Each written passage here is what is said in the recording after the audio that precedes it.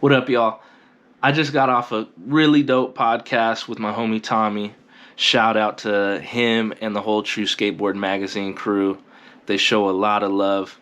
And what we had talked about was skate park advocacy and what are the first steps. I had let him know that a loving community is what really helps grow organically.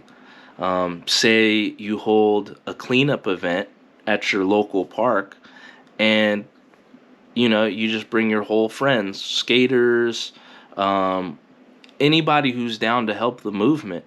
And after you guys have cleaned up the park for about an hour, what we did was we gave out buttons or we gave out t-shirts. So by you giving your valuable time, we're gonna try and give what we think is valuable.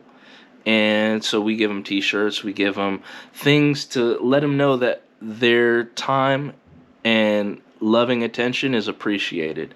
And what that tends to do is when they wear those t-shirts to the supermarket or 7-Eleven or something, somebody's going to see that t-shirt and say, hey, there's a skate park here?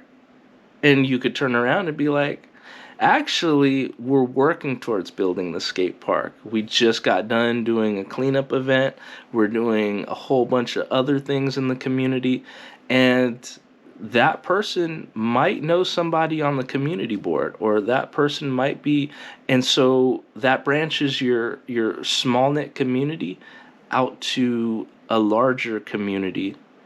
And as long as you're nurturing it with love, it's going to be receptive and it's going to move mountains.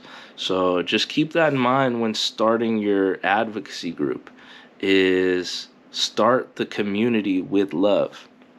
That's all I really wanted to bring to light. All right. I hope you get some good insight out of this, and much love. Stay tuned for more. Subscribe, hit the notification bell. SkaterCurator, we got a lot coming your way. All right. Love you. Peace.